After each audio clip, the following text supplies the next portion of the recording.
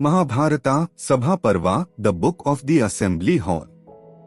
The Rajasuya Yagna in the Sabha Parva of the Mahabharata is a key event marking Yudhishthir's quest for supreme sovereignty.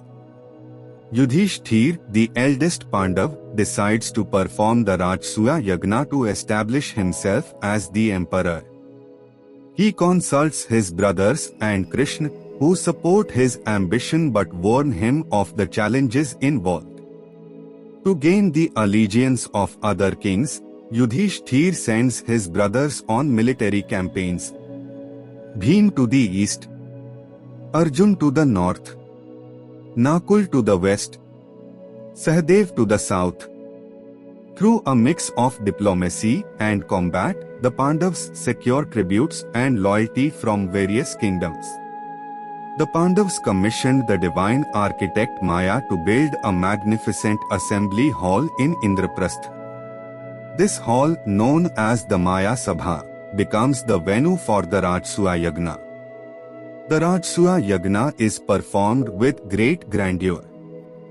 Yudhishthir conducts the rituals with the assistance of priests and sages.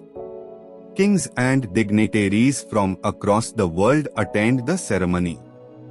As part of the ceremony, Yudhishthir honors Krishna as the most distinguished guest. This act is widely appreciated but incites Shishupal, who harbors a long-standing enmity against Krishna. Shishupal insults Krishna repeatedly during the ceremony. Despite multiple warnings, and having forgiven 100 insults, Krishna finally kills Shishupal with his Sudarshan Chakra after he exceeds his quota of forgiven offences. The Rajasuya Yagna concludes successfully, establishing Yudhishthir as the emperor. The Pandavas' power and influence are solidified, earning them respect and admiration from all quarters. The game of dice. Duryodhan, the Kaurav prince, becomes envious of the Pandav wealth and success after witnessing the grandeur of their assembly hall and the Rajasuya Yagna. He is humiliated when he falls into an illusionary pool in the hall, mistaking it for a solid floor. This incident fuels his desire to destroy the Pandavas.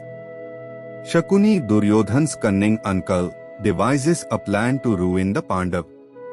He convinces Duryodhan to invite Yudhishthir to a game of dice.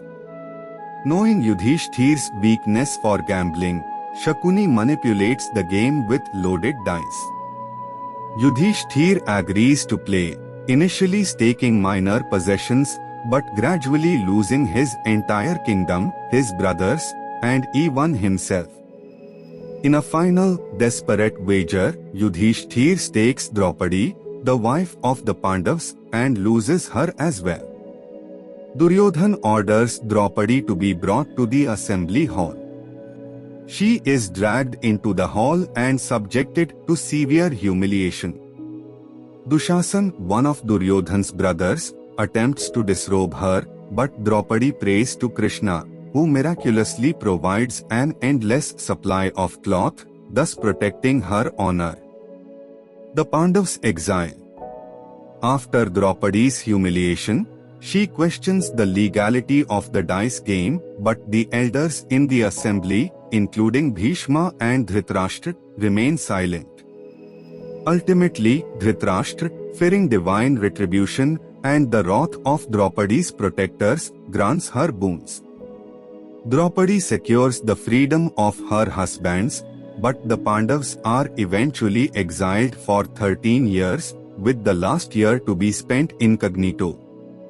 The Sabha Parva explores various themes such as the complexity of dharma, righteousness, the destructive nature of jealousy and envy, the importance of divine intervention, and the interplay of fate and free will.